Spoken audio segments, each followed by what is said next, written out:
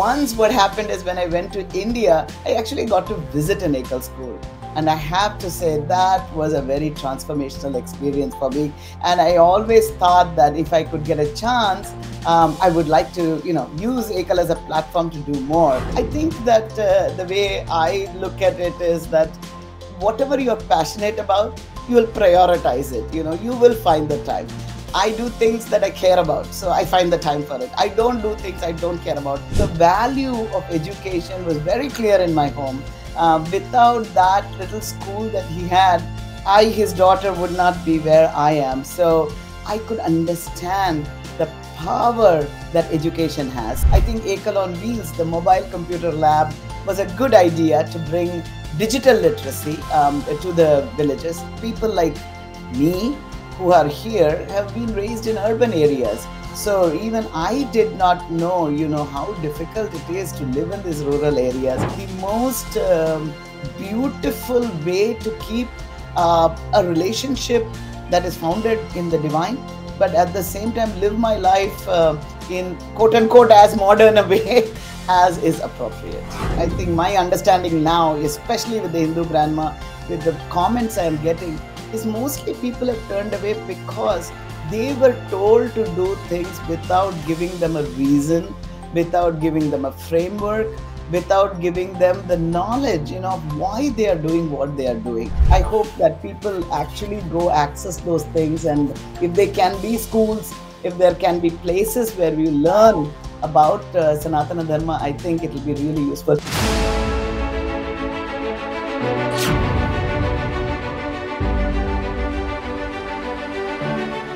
Hello everyone, I am Soumya Agrawal and you have started watching our very special show Spotlight. Today I have with me a very special guest, Mrs. Ranjani Saigal, an esteemed leader in education technology who has revolutionized remote village living with digital tools and health services through the Ekal Vidyalaya Foundation. Her boundless creativity shines through as a classical dance visionary honored by state and national awards. With each step, Mrs. Ranjani blurs the lines between technology, tradition and community, leaving us to wonder what groundbreaking journey will she embark on next. So let's get started with the conversation and get to know more about her. So welcome to our show, ma'am. It is a real pleasure to have you with us today. The pleasure is all mine, and thank you for your very generous and interesting introduction. Thank you. So, Mrs. Saigal, first of all, your journey from prestigious institutions like MIT and Tufts to leading the Ekal Vidyalaya Foundation showcases a deep commitment to education and community development. So, I would like to ask, what motivated this transition to you, and how have initiatives like Ekal on Wheels and telemedicine addressed the challenges of bringing digital literacy and healthcare to remote rural areas? Fantastic. Yeah, no, it's been quite a journey, I have to say. I think it all starts really with my father. He was born in a very poor family in a village. His parents were illiterate, and but because of a kind of an Ekal-like school that he went to, he later on ended up actually founding IIT Bombay. He retired as a dean at IIT Bombay. So the value of education was very clear in my home. Without that little school that he had, his daughter, would not be where I am. So I could understand the power that education has. So all our life, all our work has been focused on education, and so I worked at universities and all of that. While I was at in Boston area, we run a little media, and also because of my dance, I was introduced to Ekal as an organization for running a fundraiser. When I found out about the organization, I became a donor and started working, a little bit to support the organization. The idea that we bring education to these rural, remote villages was very close to my heart, because I had seen an example of somebody really shining because of that kind of thing. And once what happened is when I went to India, I actually got to visit an Ekal school. And I have to say that was a very transformational experience for me. And I always thought that if I could get a chance, I would like to, use Ekal as a platform to do more. And as luck would have it, When my kids got off my payroll at MIT and all, when I was working, when they went off to work and finished their college, I said, it's time to try something different. And at that time, Ekal USA was seeking an executive director, and they were kind enough to offer me that position. And here I am. So it has been a really, really wonderful journey. And I have to say that while I was at MIT is when a lot of interesting technology initiatives were being started. You might all have heard of Khan Academy, which was bringing education online and making it accessible to almost everybody in a beautiful way. I had seen these initiatives, and at MIT I had worked on education technology, and I really felt that if we could bring these technology initiatives to the rural remote areas, then the high quality of education can be brought to these areas as well. We don't have to compromise on the quality of education. Of course, technology was in a good shape then, but not quite where it is today. It took a little while, I think, and today I think the opportunities that technology provides in India as well is tremendous. And slowly, we started working on certain initiatives. I learned a little bit about how things work in the rural areas, and I think Ekal on Wheels, the mobile computer lab, was a good idea to bring digital literacy to the villages. And later, we partnered with this social enterprise out of Johns Hopkins called IntelliHealth to bring telemedicine to the villages as well. So there is, of course, these are all still in the making, and we've done a lot of progress in these areas. I know that thousands have become digitally literate, and we are, doing several thousand consultations via telemedicine each year. But we have a long way to go, but feel very, very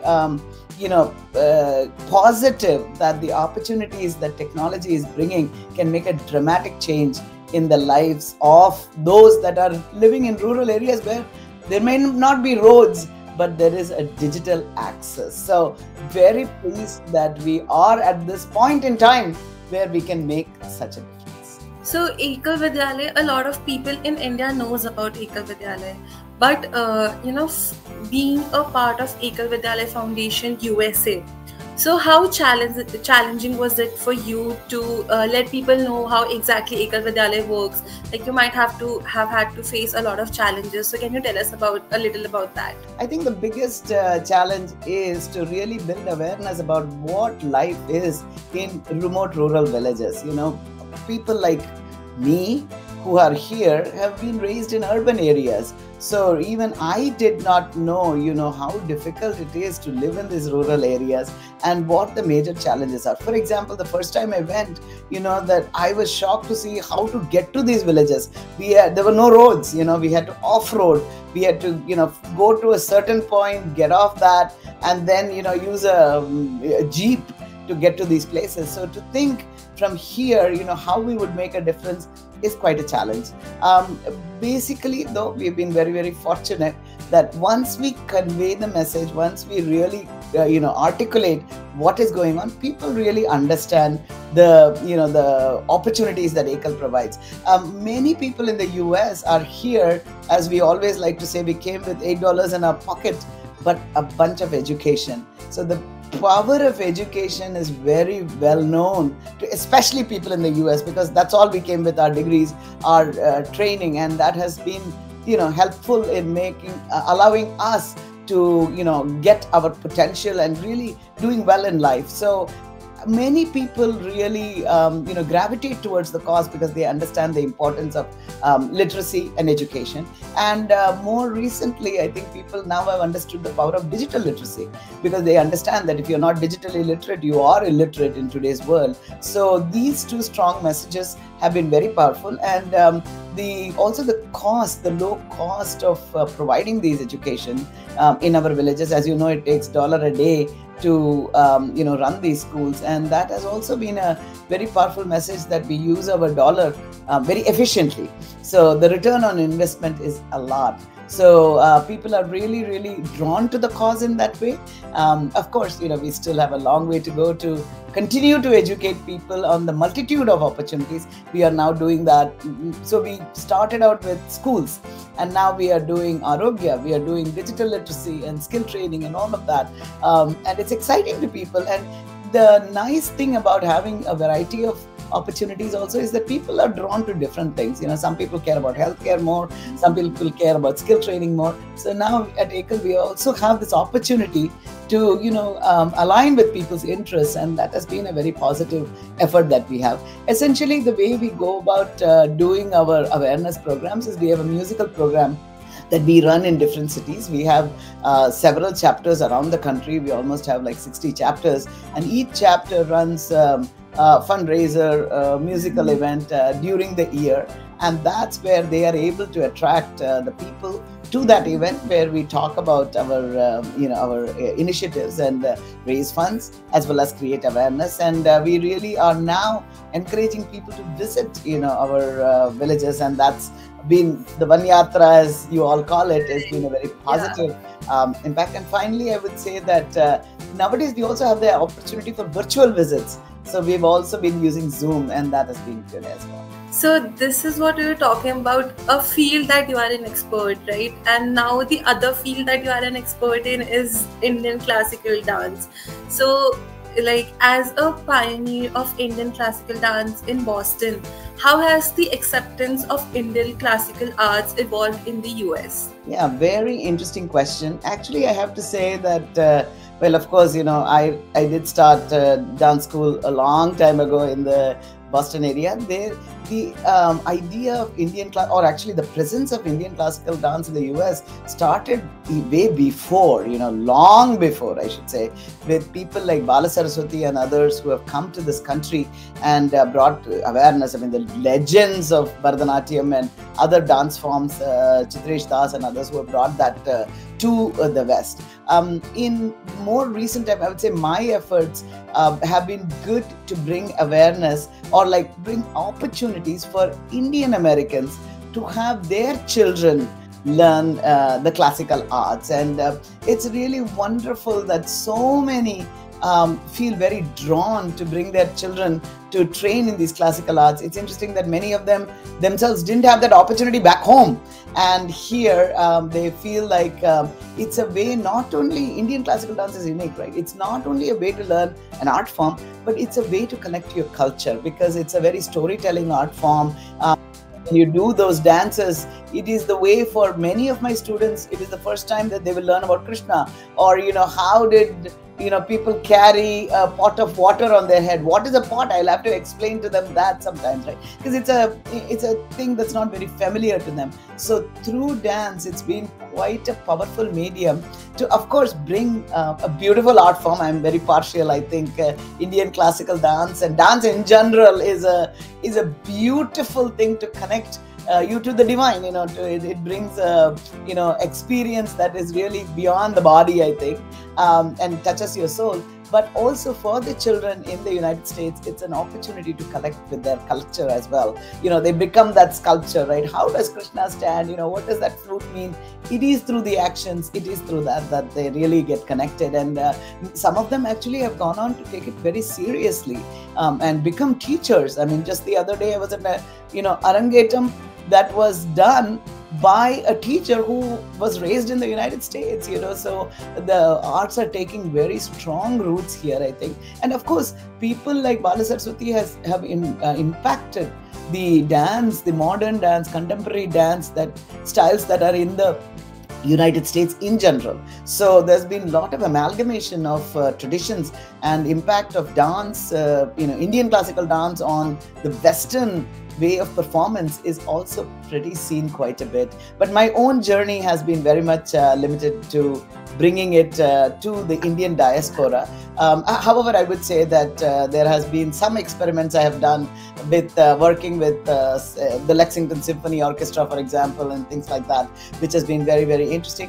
Another big fun thing that I did was actually to bring, a dance production based on the science of DNA. So, I think there's been interesting opportunities that we have been able to explore in the United States. And I have to say, it's been a great joy. And Yeah, I can see how happy you are when you are, saying about this. I can see the expressions of happiness in your face while you're saying about all these things.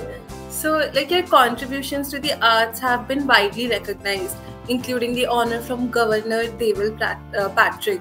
So, how do you view the role of arts in education, particularly in promoting cultural heritage among the younger generation? I alluded to a little bit of that in the past, but in the previous question. But I will say that dance actually is a great way to teach anything. So when I did my, the piece where I used the scientific concepts of DNA, it was amazing how much the children learned about DNA through dance. And there have been many interesting efforts in the United States where they use music and dance quite a bit to teach pedagogical concepts. I know at Ekal this has been a very, very important part of our training, especially for young children, where we use music and dance as a very critical part of how we teach our just math and science even, and other things that we do.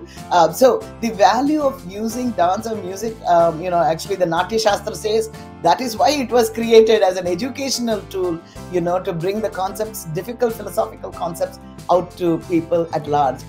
Culturally, I have to say that having these arangetams, which is where it's a word that Manch Pravesh in the north they would call it, which is the first time that a full-fledged dance performance is done by the dance student on a stage. And these have become very popular, and there'll be many non-Indian friends of these children who attend these arangetrams and or Manch Pravesh, and it is their exposure to our culture and the arts, and it has really been very, very impactful on their lives as well. And now actually there are many non-Indian origin people who are learning the arts as well. So definitely arts, especially classical dance, as a way to connect to Indian culture is a very, very strong medium. And I think every one of our students certainly have felt that connection very deeply. Many, in fact, have wanting to perform it, pursue it full time, have moved to India and things like that. So there's a very strong connection, and I think the arts really are important aspect of children wanting to connect with their roots. I totally agree with that. So I have heard something about lokvani.com. So can you tell me a little about that, what exactly it is? Yeah, so it was an interesting adventure that we started out in 2000 when the World Wide Web was just coming in. And so one of the challenges we had, being in the Boston area, was the mainstream newspapers didn't quite cover the minority communities' efforts. There was another issue also, that while there were many things going on in the community, there was not an easy way to communicate about what is going on. For example, if there might be a concert, we are spread a little bit around the area, and for us to physically, promote the concerts and things like that was quite difficult. In those days, there was no crowdsourced calendar and things like that. So me along with 3 other people decided that the technology makes a big impact here. So we decided to create a little database of information of things that are Indian in the local area, and also started a newsletter. At that time, everything newspaper was physical, but we started the first online e-newsletter, using email to send out information. And it has been a very wonderful way to connect people. And also at that time, we started a crowdsourced calendar. So anybody who has an Indian event can go to Lokvani and post their event on that calendar. And that has been very useful way for people to find out about things that are going on, all things Indian that are going on in the local area. And it has been, we now have 40,000 subscribers, and it's been a fun adventure and a good way to keep the community together and make people aware of things that are going on in the community. So you were the co-founder of Lokvani, right? And is it still like that still work? Is it still Yeah, there? yeah, it is still working. I mean, it's amazing that since 2000 it's continuing and still there seems to 24 be. years. Yeah, it So still seems. 24 years is a long number, like Yeah, 24 years. So how do you keep the magazine relevant and engaging for its diverse readership till now, since the right. beginning till now? Yeah, actually, it's very easy for us because we just write about things that are going on in the local area. So whatever is happening in the local area is relevant to the local people. So since our framework is all about celebrating local people, so we do a lot of interviews about our local people, so that that can serve as a mentor to others. We celebrate our community. We present news about our community and activities about our community. So since it's always about current affairs in our community, it always stays relevant to the community. So while we are talking about a website, I have also heard that there is another website known as the Hindu Grandma. Not a website, it's a news adventure, social media adventure that I started. Okay. Okay. So could you tell us a little more about that? I know this is a crazy thing. So I became a grandma. This happened a couple of years ago, and again, continuing the theme of keeping our children in America connected to our roots. I obviously talk about that a lot with my daughter, and who has the child, and as I keep trying to promote that. So one of the first efforts I did to do this is I wrote a book called My First Home for my granddaughter for her first birthday. And once I wrote it, my daughter was telling me that this is a great book for your granddaughter, but why not spread the message? And she said that, books are not easy to spread across the, continent, but you should get on social media. And at that time, like many grandmas, I was like, social media, that's not for me. I don't care about that as much. And, but she really encouraged me, and she, along with my son and son-in-law, they were like, no, try it. And so she said, I didn't know what a handle was at that time and things like that. So she said, and so I said, what should my handle be? She said, how about the Hindu grandma? So because that's who I am. So that's how it started. It started as an effort to really present Hindu traditions with their meaning. So one of the challenges, I think now I'm hearing from many, even in India, it has grown like crazy. I mean, in 5 months, I have 150,000 subscribers and followers, and they come from a large population from India as well. And I'm told that many people grew up without having the ability to understand why they do what they do. And I think so the purpose of the social media is twofold. One is to present how what's coming up, like for example, Nag Panchami just came up, so I talked about it. This is what Nag Panchami is, how to do the puja. But then the why is very important, especially in the United States, as we are a little distant from India. People really want to know, why do we do the aarti? Why do we take that lamp and put it to our eyes? What's the purpose behind it? And I think growing up, many people tell me this, that their parents told them, don't question, just do what we tell you. So I am happy to answer why we do, because I think that what I have found is, if once I do that, people love the Hindu traditions. But if you force it on them and say do it, and do it in a superstitious way or something, if you don't do it, horrible things will happen. If you don't do things, nothing horrible is going to happen. God is very kind. God always takes care of you. But if it is done with understanding that it's actually connecting with nature, it's celebrating the joy of life, people are loving it. And I just got a comment yesterday from somebody who said, I have learned to fall in love with Hinduism again, and those kinds of comments are important. And I think we are at a point where people are not going to follow things blindly. And the more we can explain, and Hinduism lends itself to that, right? We are a faith, or we are not a faith. In fact, we are a very important framework which is well built on understanding. And so it's very easy for us to explain why it is that we do what we do. And so I think more we should. Unfortunately, many people may not know everything, and so it is important that, and I would suggest this, if your child asks you, why are you doing it, go learn. There is enough. Internet is very kind, so of course learn it properly. There's a lot of wrong information out there as well, but you can go investigate and find, and your children, you will enjoy it so much more performing the rituals with me. So basically, the Hindu grandma is the answers to all the unanswered questions that was like just left and ignored. I don't know about that. At least to me, people who bring up questions, I certainly try to answer them. Yeah, Yeah, but so I certainly basically will that. try. I'll certainly try, as a, yeah, for the puzzled youth, as they say, so demystifying Hinduism a little bit. So I'll just address you as a qualified spiritual leader because of all that you are doing. I But don't know about qualified or spiritual leader, but I am a passionate advocate for Sanatana Dharma for sure. Because I okay, so think as a passionate advocate for Sanatan Dharma, and you have a very strong background in educational technology, so how do you balance traditional aspects of your life with modern advancements?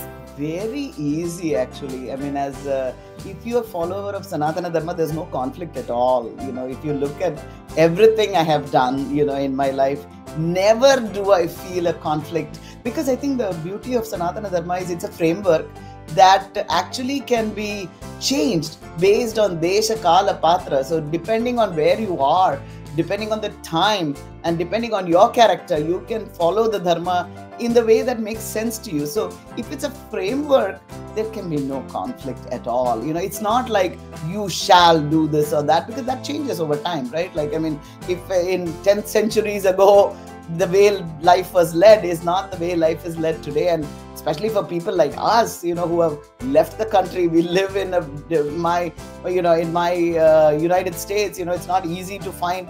Today we can find coconuts, but they were not that easy when I moved here. So there has to be changes, but Sanatana Dharma framework allows us to make those changes. So I have found it actually the most beautiful way to keep a relationship that is founded in the divine, but at the same time live my life in quote unquote as modern a way as is appropriate. But like we have noticed, it is very evident that younger generations, they are not that much into puja, and they don't believe as much in Sanatan Dharma. So why is that, and how do you think that we can restore the faith they have lost for Sanatan Dharma? Yeah, I think I think my understanding now, especially with the Hindu grandma, with the comments I am getting, is mostly people have turned away because they were told to do things without giving them a reason, without giving them a framework, without giving them the knowledge, of why they are doing what they are doing. So I don't blame them. I mean, there's so much out there, right? And suddenly you are told you have to do X, Y, or Z without giving reason. And also, the problem is that people remember the superstitions or the rituals without the basic meaning. So for example, like I said, they will say you need to wear a particular cloth or a color or do. That's not the importance part of it, right? I mean, there are a lot of reasons to do certain things, but if without the understanding, people don't know so for example, when they do like a Satyanarayan Puja, people read the story, they don't do the rest of it, Their puja is more important, it is the Ashtadik Palaka Puja, the Panchaloka Palaka Puja, the Navagraha Puja, those are important, and people forget. And the Satyanarayan Puja, people just say, okay, Satyanarayan Puja, the story, and if you don't do it, these things will happen to you. That sounds very, in a way, something that doesn't appeal to people, right? Like the young people are like, no, really, bad things are not going to happen to me if I don't do these kinds of things. So again, we should go back to the fundamentals of Sanatana Dharma, and they are so beautiful. I mean, you take the Bhagavad Gita, I mean, everything in there is being used, in fact, in management schools to teach management, right? So if we can understand what those gems are, and really bring them out. And again, we ourselves need to understand. Very important that the more we learn, the more we can teach. So I think that's the thing. I mean, I think if you look at Swami Vivekananda, that's exactly what he said. He said, people have really, reduced Hinduism to, which hand to use for what puja or something like that, rather than understanding why we do what we do. So if we can go to the basics, understand it, and I think people are doing more and more, and I have to say that. And I think technology is very helpful, and so many people have done so much, and I hope that people actually go access those things. And if there can be schools, if there can be places where you learn about Sanatana Dharma, I think it will be really useful. In the United States, we are blessed that there are quote unquote Sunday schools where like Chinmaya Mission runs that. So children do have these opportunities. I think in India, it's mostly, at home you learn it. You may not be going to quote unquote a place to learn these things. And if there is an opportunity, it's almost more important to learn these things than math and science. I mean, I would say math and science is very important. I'm a technologist, so I believe in it very strongly. I went to IIT, so I believe in it strongly. So don't get me wrong about that. But it's equally important to understand your culture and your heritage, because that's what will keep you grounded. I agree. So lastly, as someone who excels in multiple areas, may it be spirituality, may it be classical dance, or handling entire social work in a country, and many more, what advice would you like to offer to the viewers on time management and its importance? Right. Actually, first of all, I don't think I'm ever excelled in anything, but I will say I'm passionate about many things. That is for sure. So I do have a lot of interest in a variety of things. I think that the way I look at it is that whatever you're passionate about, you will prioritize it. You will find the time. I do things that I care about, so I find the time for it. I don't do things I don't care about, and naturally those things get by the wayside. So I think that's the essence to time management. And anybody who is doing anything in life, there's always multiple commitments, especially as women, right? We know this. We have to do multiple things. It's been very natural for us to cook and clean and take care of the kids and work outside the home and do all of these things. This has been a woman thing, as CBC. But whatever we care about, if you do things that you care about, you will find the time and you will manage your time well, I think. So I think this was a very insightful message, and I think this has been a lovely conversation. And I love how enthusiastically you have answered all the questions, and how you're helping everyone, may it be a teenager, or may it be any person, to join with their roots, to get in touch with their roots. I think it is just commendable. It is a great work. So that is really great. Thank you so much for being with us today, ma'am. It was a great pleasure to have you here. This was with us Mrs. Ranjani Saigal, whose journey is a testament to her relentless drive and diverse talents, from transforming rural education and health in India to enriching cultural and spiritual life in New England. Her impact is profound and multifaceted. With each new endeavor, she continues to inspire and innovate, bridging worlds through her vision. Stay tuned and keep watching Ekal Bharat. Will bring you more such personalities in our next episode. Till then, take care.